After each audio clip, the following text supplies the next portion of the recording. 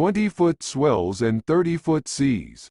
It has 4 87-foot patrol boats. Byrd assumed her position in March, fleeting up in Coast Guard lingo from her previous role as second in command.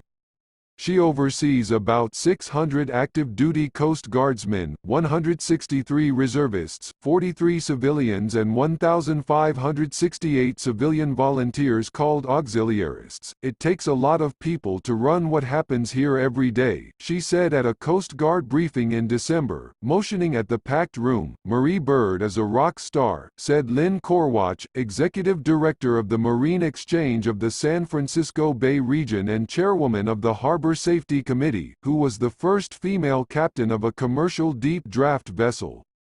"She goes over and above in working with the community. She is so even-keeled and compassionate." Byrd's headquarters are on Yerba Buena Island, a stone's throw from Vista Point with sweeping views of the Bay Bridge's eastern span and Oakland. Alameda's Coast Guard Island, the artificial island in the Oakland estuary, is overseen by Byrd's bosses, a rear admiral and vice admiral, and acts as the command center for operations from the Rocky Mountains to the Indian Ocean. On Yerba Buena, the Coast Guard constantly monitors maritime activity from rooms filled with big screen monitors showing colorful maps of the waterways with dozens of blips indicating ships, plus live camera feeds from bridges.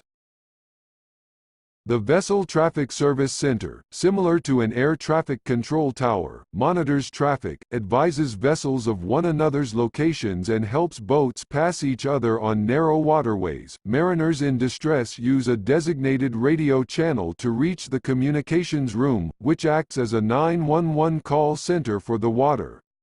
11 radio towers throughout the Bay Area triangulate the location of distress calls, and there are plenty.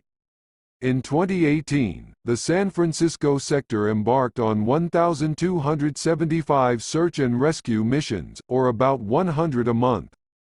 It said that resulted in 1,725 lives saved or assisted, and $21 million in property saved or assisted, but not all are successful. The hardest part of Byrd's job is paying a personal visit to the families of people who died or disappeared on the water. She's had to do it 17 times. It's a task she never delegates. She gives the family a detailed chronology of everything the service did in its search. "I'll explain to them that further searching is not going to result in a different outcome or find their loved one alive," she said. It is never an easy conversation to have. Byrd grew up in Southern California, the daughter of an accountant dad and nurse mother, both of whom immigrated from the Philippines as adults.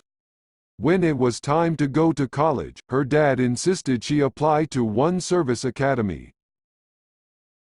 She picked the Coast Guard as the only one that didn't require a congressional nomination. Once she visited the academy in New London, Con, she was sold by its service-oriented nature and the small teacher-to-student ratio. Women at sea were still relatively new at the time. Only 10% of her classmates were women, but she deflects questions about how that felt. After graduation, she was commissioned as an ensign on a 378-foot vessel out of Governor's Island, NY, and lived aboard for 18 months. "Life at sea is unlike any other in camaraderie and sense of mission," she said. She served all over the country, including Charleston, South Carolina, Galveston, Texas, Jacksonville, Florida, and Honolulu. That trajectory can be hard on a family. She and her husband, Patrick Byrd, a former teacher who's now a full-time dad, have sons ages 14 and 11. "In many ways, the sacrifices they've made, constantly having to be the new kid at school, are far greater than mine," she said, but they all appreciate their seaside Alameda home.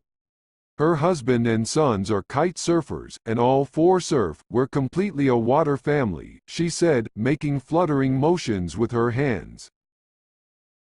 "Being by the water is akin to a fish.